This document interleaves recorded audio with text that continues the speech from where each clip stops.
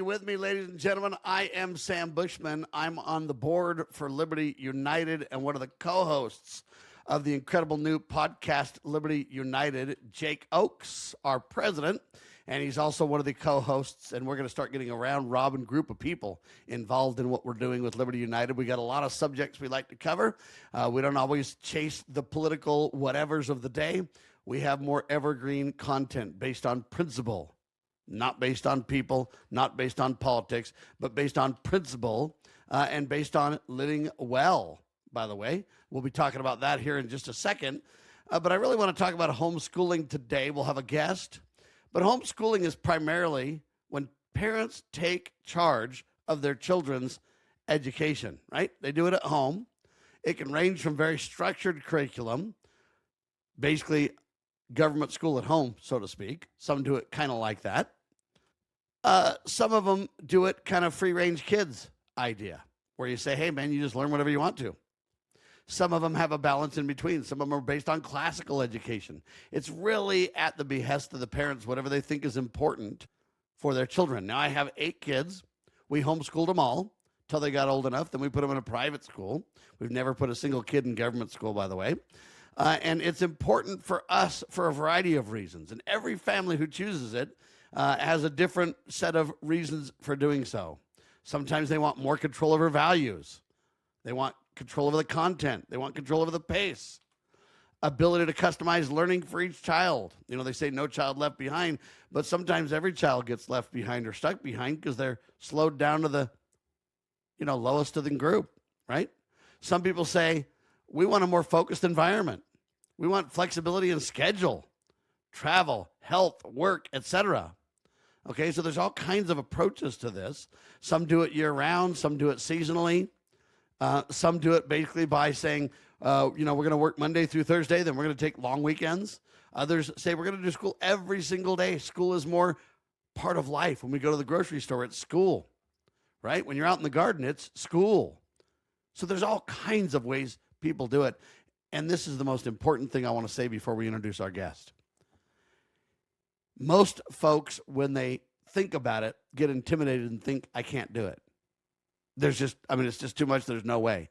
And my response is, if you want to put collegiate level training of the founding era, it might be tough.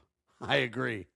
But if you want to basically educate your children, believe it or not, children living around well-educated, articulate, love of learning parents, believe it or not, is enough. With that, I want to introduce homeschooling mother of 7 children. She's the co-founder of a group called Living Well. It's a homeschool group. She's a lot more than that, but Sharon Gilbert, welcome to Living United. Hi, welcome. Thank you. So I gave that introduction. I want first, as a homeschooling mom, for you to kind of assess that. What are you thinking? What would you like to add? Oh, I loved what you said. Those are some of the things that I've thought about over the years. When I originally started homeschooling 25 years ago, I did it because I felt like my child was being held back. He was so advanced, right? And I'm just going to focus on academics and push this kid forward so they're not held back at public school. And I did that for a few years. And then there was a lot of battles. And then over the years, I've just changed my style and kind of learned like how to roll with things and be more flexible. But definitely over the years, my purpose behind wanting to homeschool has moved from pure more like academics, like I can do better than the public school, has segued more into educating the heart. And I think that's the biggest motivation I have now is I want my kids' heart. I want my values to be transmitted to them. I want them to love God and to have love learning. And I want us to have a close family unit. And so for me, education of my children it's winning their hearts and connecting with their hearts is my highest priority. And there's like a scripture that came to mind when I was thinking of this, which is in James, it says, as a man thinketh in his heart, so is he. And so to me, who our children are going to become is what is in their hearts. And so homeschooling is a great way to school the hearts of our children. That's one of the main things that I love about homeschooling is that my values, my Christian values, my biblical views can be infused into my children. So, You want to imprint the love of God and the mhm, love of neighbor, the two great commandments, on the mhm, fleshy tablets of their hearts. We're talking about personalized education, folks. We're mhm, talking about strong family relationships. We're talking about teaching them to pray and to live mhm, and to learn and to think and to act in godly ways. We're talking about flexible pacing. They can move faster or slower based on their mhm, comfort zone. I want to tell you a quick story to make the point. I've got a son, and we homeschooled him, and he loved sports, and he would play with sports all the time. Everything was sports. mhm. But he got to where he loved to analyze sports, and he kind of became his own self sports analyst. And he'd say, Dad, you know this and that, and tell me all these stats about sports. And I'm kind of like, son, you're kind of wasting your time with this. And he would laugh at me and just ignore me, and he'd keep doing it and doing it and doing it. Well, now here's the interesting thing.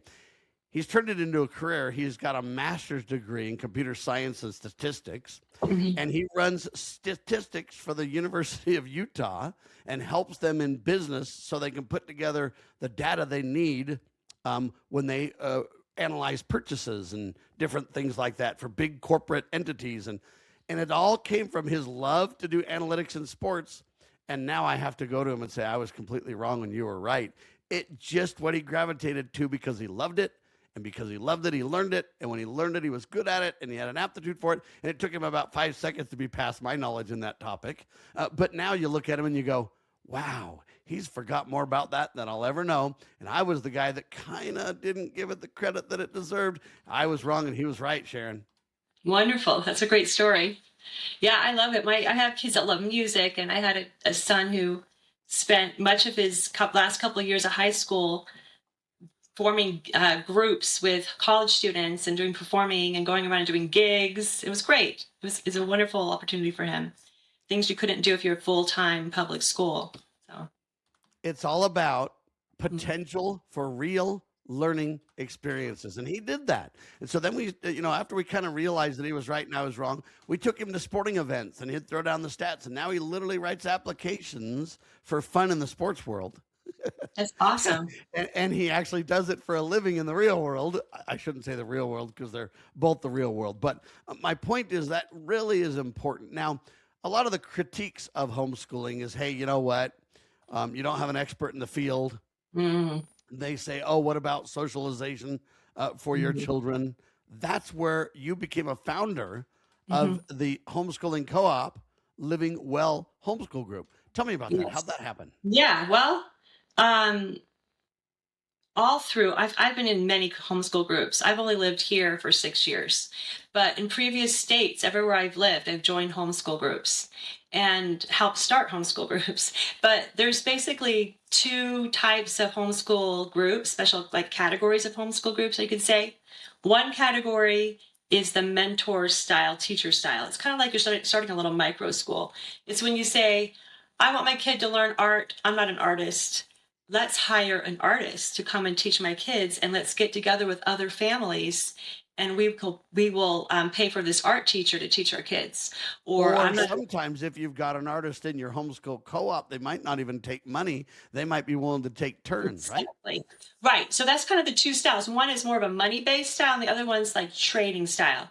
So the money-based style is I've done these programs too where if you teach, you get paid to teach. You find paid teachers, everybody has to contribute money. They're paying for that expertise. They're paying for a teacher to prepare lessons, but they still have control of the learning of their family because they get to pick and choose special teachers and special subjects that fit the needs of their families and often in a group setting.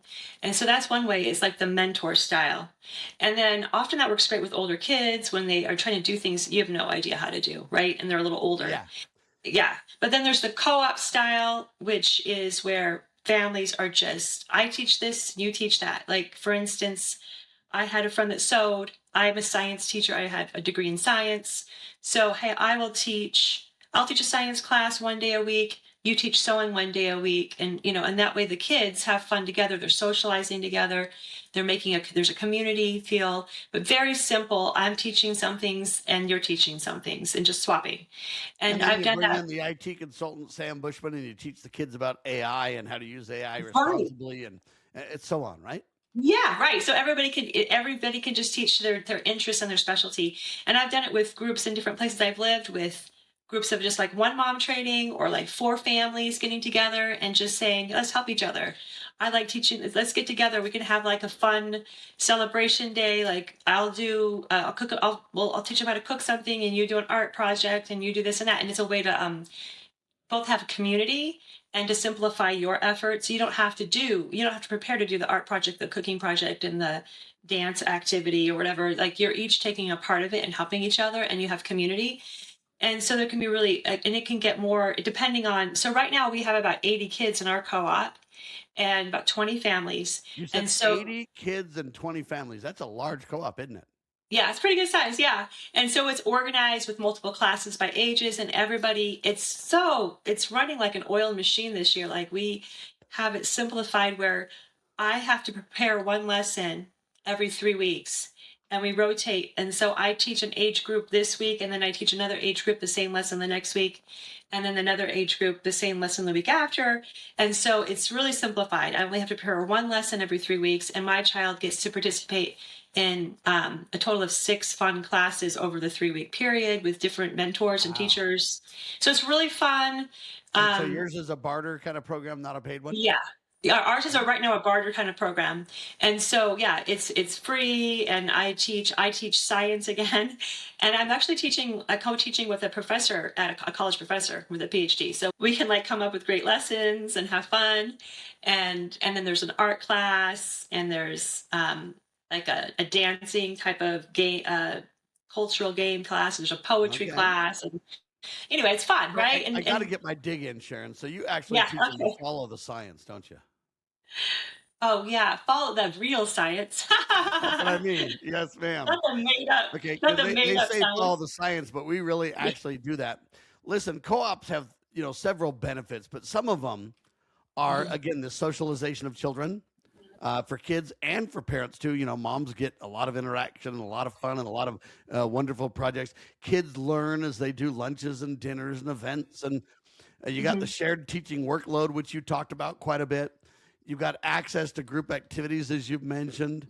It's community, it's support. Tell me, what do you do with people that want to be part of it, but they don't really participate? Meaning their kids come, but they don't really Oh, contribute to the system for a parental side. yeah, so that's just not allowed. Basically, in our co-op, everybody Yeah. participates in teaching. Like, there's not an option. You're not in our co-op if you're not willing to teach and have a responsibility.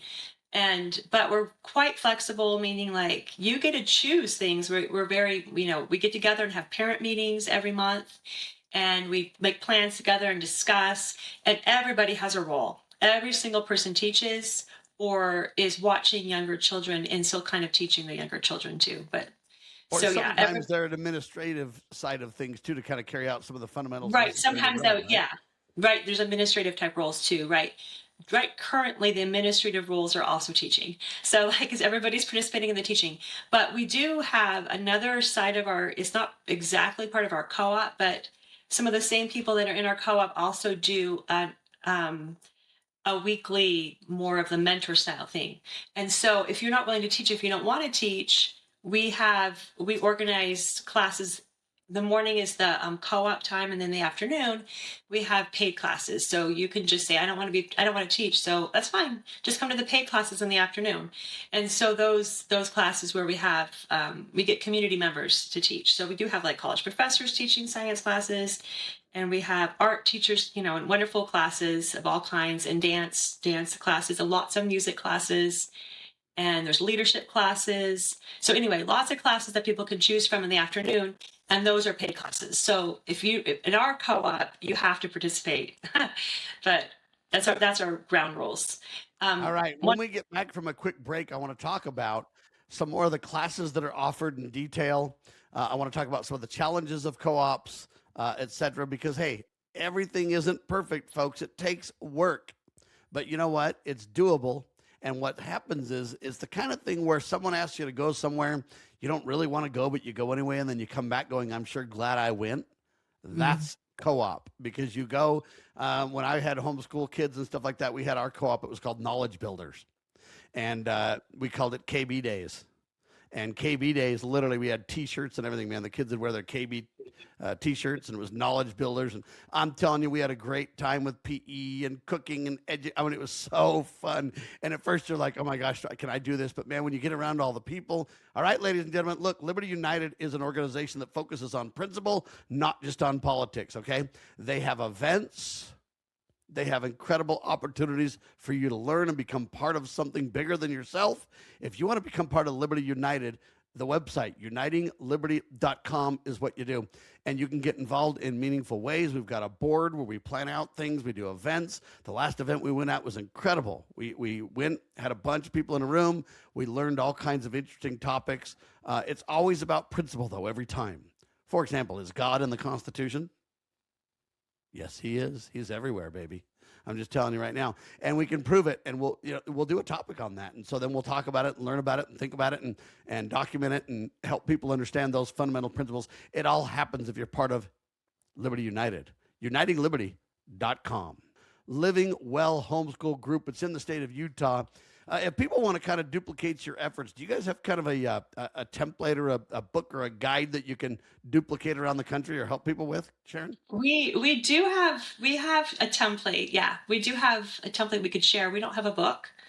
We if they wanted to contact me, I could share the information. We have like basically a theme, that sets forth our values, and we have a structure and an organization. So I could share that with people if they're interested. Yeah. Okay. How do people get hold of you, Sharon? They should probably email me, Okay. and my email is my name, Sharon G, with my middle initial G, and Gilbert at gmail.com. So Sharon G Gilbert. Because she's At, the real G, ladies and gentlemen. yeah. Sharon G. Gilbert, everybody. She is one Yeah. of the co-founders of Living Well Homeschooling Group. I want to talk about a little bit of the challenges of co-ops. Mhm. Scheduling and coordination, is it tough? It takes a lot of work, doesn't it? Yeah, it does. I think we got it down ours kind of to like an oiled machine. This is our third year and we kind of have it down. So yeah, it's so well organized. It's just running itself pretty well. The first 2 years, we're constantly having meetings, constantly trying to figure out, oh, we got to reorganize this. And now it's just like an oiled machine, like I said, going really smoothly. Everything's calendared out at the beginning of the year. Um, we Is have yours, is yours year round or do you take summers off? No, we take summers off. Yeah. Ours is 30 weeks starting in the end of August and it ends next week. So, Wow. Okay.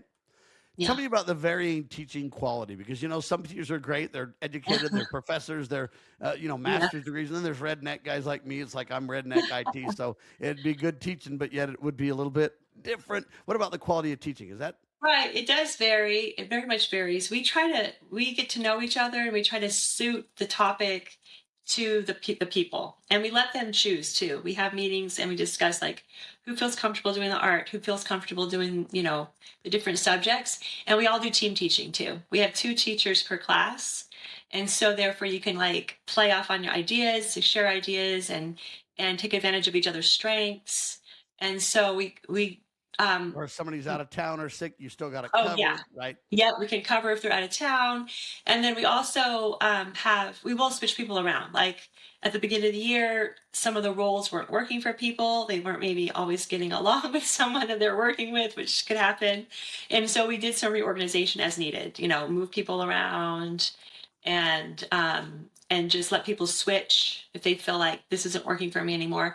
We altered a little bit of some of the program that we're doing. Like we changed the topic a little bit to fit the needs of the teachers a little bit. So we tweak things, as they need it to be, the subjects and the teachers. So those problems always will come up. And so we just take it one person at a time, and we will change things like, oh yeah, they're not happy. And this, for some reason, they're just not connecting with their co-teacher, or their child is just not enjoying their class, or not connecting with peers correctly. And so then we'll make changes. We'll listen, and maybe their kid can go to a different class, like move up or down a class, and they can find a new team teacher. Sometimes there's a few little bit of hard feelings. Those things happen, right? A few hard Sure. feelings. Yeah. But just Or keep working. sometimes you can say too that, you know what, maybe this class just isn't for you. Maybe it's not so much the teacher. Maybe the child doesn't like the class as much as they thought they would. And so they Right. do have independence where you can kind of just say, I'm not going to do that class, but I'm still going to be Exactly. part of the group. Or you can Yeah. even say, you know what, I thought this group was for me, but you know what, maybe I don't have the exact values or the strictness that they have. Or and so sometimes you might just say, hey, I need a different group. Or, you Yeah. know, it is less flexibility in some ways than homeschooling just with just your own family. And some people may say, I'd rather not do a co-op. I'd rather just do it on my own. People are Yeah. free to do all that stuff, right? Yeah, and in fact, it changes from year to year. The co-op changes every year. New people join, people leave, and then they come back later. Like there's family situations where they need a break. They decide, and there's like this problem with homeschoolers is to keep a balance. Like you overextend yourself sometimes, and you have to pull back a little bit, and then you're kind of bored and you need more community. So you extend yourself again. And you're just trying to find that balance all the time where you get the social your family needs, you get some support and community, but that you're not stretched so thin that you can't, because burnout is an issue when parents are teaching, when you have a lot of sharing of the teaching, there'll be burnout and people get tired and need breaks. And so it's always flexible, people coming and going, families joining and then leaving for a while and rejoining. It's just part of the process. It's constantly changing. And that's really by design because it's supposed to be kind of a co-op in theory says, hey, you know what? It's going to be the sum or the synergism. The sum Mhm. is greater than the parts that make it up, right? Mhm. Yeah. Yeah.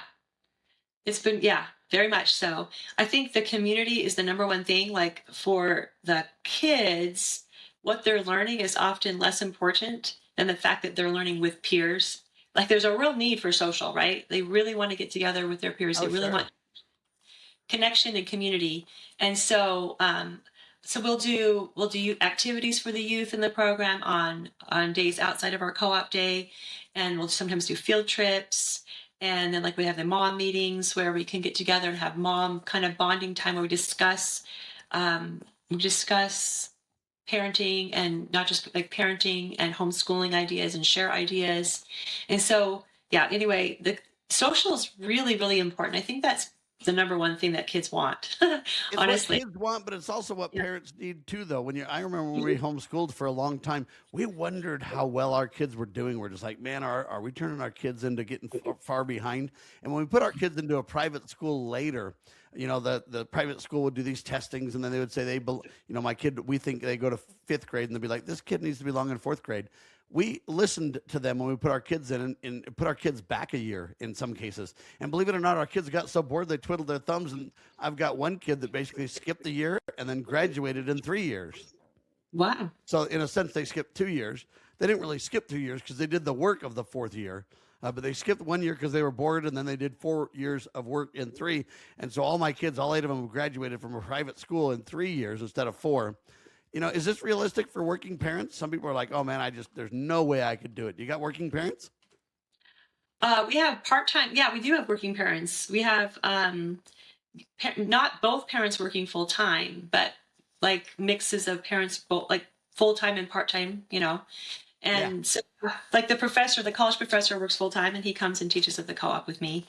And his wife works part-time, so they arrange it, and they not only do our co-op, but with a neighbor they also do some trading with teaching, so sure. that way they can work. They can work part-time. I don't know how it would work with two full-time parents. It'd be really hard, but you can. It depends on the full time parents. My wife and I both work full time, but we have flexible jobs and we work from home. Mhm. And so I was able to spell the kids when my wife had meetings, or vice versa.